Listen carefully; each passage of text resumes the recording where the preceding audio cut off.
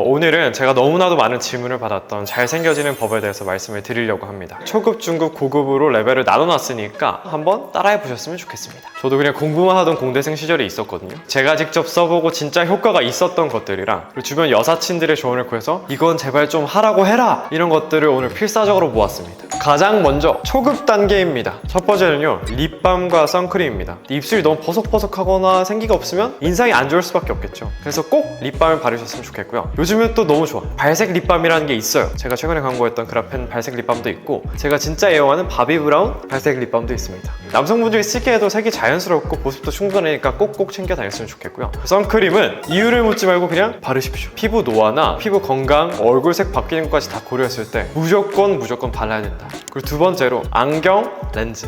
너무 기본적인 건데요. 저도 인생이 도수 높은 안경을 끼다가 렌즈를 끼면서 좀 사람들이 저를 보는 시선이 바뀌기 시작했거든요. 렌즈나 뭐 라섹, 스마일 라식 같은 시술들이 있으니까 그런 것들을 고민해 보셨으면 좋겠습니다. 눈이 너무 작아지니까요, 안경 끼면. 근데 간혹 안경 끼는 게 더 잘 어울리는 분들이 있어요. 이목구비 사이에 뭐 여백이 넓다거나 아니면 얼굴이 약간 이목구비에 비해서 크다거나 하는 분들은 안경을 딱 썼을 때 빈 공간을 안경테가 메워주면서 얼굴이 더 작고 오밀조밀해 보이는 효과가 있거든요. 도수 높은 안경 끼지 마시고요. 렌즈 끼고 그 다음에 알 없는 안경을 한번 써보세요. 그리고 그냥 내가 안경이 어울리든 안 어울리든 패션이나 기분에 따라서 안경을 쓰는 게 스타일링에 효과적이기도 합니다. 예를 들면 저는 이제 일할 때 이렇게 블루라이트 안경 끼고 하는데 이런 식으로 이미지 변화나 도움을 주기도 하죠. 많은 여성분들이 오히려 공감을 할 것 같아요. 향 좋은 남자가 많이 없거든요. 아주 초급 단계에서는 섬유 유연제나 바디워시나 샴푸 같은 것들로 은은하게 향을 내는 게 먼저다. 그래서 제가 추천드리는 섬유 유연제는 이 두 가지고요. 그리고 주의할 것, 자취하시는 분들 꼭 옷 잘 말리세요. 잘못 말리면 신내 나는데 큰 마이너스 포인트가 됩니다. 그래서 이제 향수를 쓰기 전에 내 몸에 정말 살냄새처럼 향기를 나게 하는 게 최우선이다, 이렇게 말씀드릴 수 있겠습니다. 두 번째 단계입니다. 중급. 나 이제 이 정도 하면 어디 가서 얘 꽤 훈훈하다 소리 들을 수 있습니다. 첫 번째로요, 피부 깔끔하게 관리하기입니다. 내가 지금 비누를 쓰고 있다 하시는 분들 좋은 폼 클렌징 많으니까요. 꼭 폼 클렌저로 세안하셨으면 좋겠고, 남자가 무슨 뭐 크림을 몇 개씩 바르냐? 아니요. 저 밤에 나이트 케어 루틴에 총 6개 바르거든요. 그래서 남성분들도 기본적인 스킨 토너, 로션, 크림 이 3단계 정도는 좀 지켜서 발라주셨으면 좋겠습니다. 나이트 케어 루틴 편을 제가 나중에 정리해서 따로 한 편으로 올리겠습니다. 여드름 같은 거 절대 손으로 짜지 마세요. 흉이 세균 때문에 훨씬 더 오래가고 잘 안 없어진다 하더라고요. 그래서 정말 짜야 할 여드름이 있다고 하면은 면봉을 잘 소독해서 깨끗한 면봉으로 짜고 바로 여드름 패치를 붙여주세요. 아시겠죠? 나는 뭐 이렇게 케어할 정도가 아니라 피부가 많이 안 좋아. 피부과를 적극 권장해 드립니다. 그래서 전문가와 상의를 해보는 것도 너무 좋은 방법이 아닐까. 너무나도 중요하게 생각합니다. 향수. 진짜 지나가는 사람이 내 향 때문에 나를 한번 뒤돌아볼 수 있게끔 그런 향을 풍기는 게 중요하다고 생각합니다. 이걸 준비하면서 들은 제보에 의하면 대부분 다 올리브영 랭키엔의 향수를 그대로 뿌려서 향이 다 비슷하대요.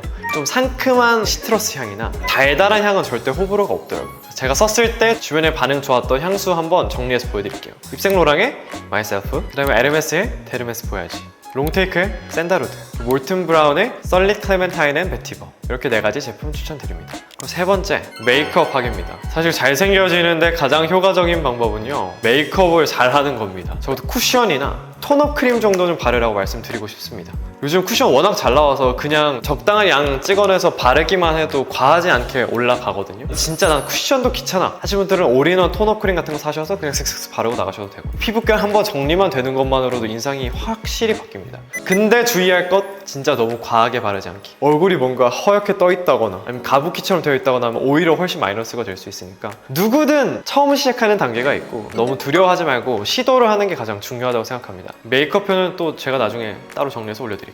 그 다음 고급 단계. 와, 잘 꾸며, 멋있어, 누군가의 워너비가 되고 싶다면 이 고급 레벨 여러분들에게 강추드립니다. 첫 번째는요, 레이저 제모입니다. 저는 이걸 사실 초급 레벨이라고 처음에 생각했어요. 일단 레이저 제모를 해야 되는 이유? 면도로는 절대 사라지지 않는 게 있어요. 그게 뭐냐면 수염 자국인데, 레이저 제모는 이 수염 자국까지 싹 없애줍니다. 푸르딩딩하게 시골 똥개처럼 남아있는 그 수염 자국을 없애줄 수 있기 때문에 강추드리고요. 집에서 가장 가까운 피부과를 보시고 그중에 가장 가격이 저렴한 데로 가셔도 괜찮습니다. 강도에 따라 조금 다르긴 하는데 보통 15번에서 20번 정도 하면 거의 털이 안 납니다. 조금 잘 꾸미시거나 멋있는 분들은 대부분 혼자 셀프 메이크업 다 할 줄 압니다. 여러분 빼고 메이크업 다 하고 있을 수도 있습니다. 이번에는 눈썹을 한번 그려보는 거예요. 내 눈썹에 빈 부분이 있다면 꼭 펜슬로 채워주시고요. 삐져나온 잔털들이 있다면 눈썹 칼로 슥슥 정리해주는 것만으로도 큰 도움이 도움이 됩니다. 코 쉐딩이나 얼굴 쉐입 쉐딩 같은 게 생각보다 중요하거든요. 이렇게만 해도 얼굴이 갸름해지거나 코가 좀 더 높아 보이는 효과가 있고요. 남자 눈화장 생각보다 간단해요. 눈꼬리 끝에 약간 삼각형 모양으로 이렇게 섀도우를 조금만 칠해주면 눈이 자연스럽게 길어 보이는 효과를 얻을 수가 있습니다. 그리고 저 같은 경우는 섀도우로 연하게 이 앞꼬리 윗부분이랑 끝에 꼬리 윗부분을 살짝 이렇게 올려서 그리고 손으로 이렇게 그냥 자연스럽게 비비면 뭔가 눈에 자연스럽게 음영이 생깁니다. 메이크업 마무리 단계에서 파우더 한번 쓰시면 그날 유분도 좀 더 적게 올라오고 뽀송한 상태를 좀 더 길게 유지할 수 있습니다.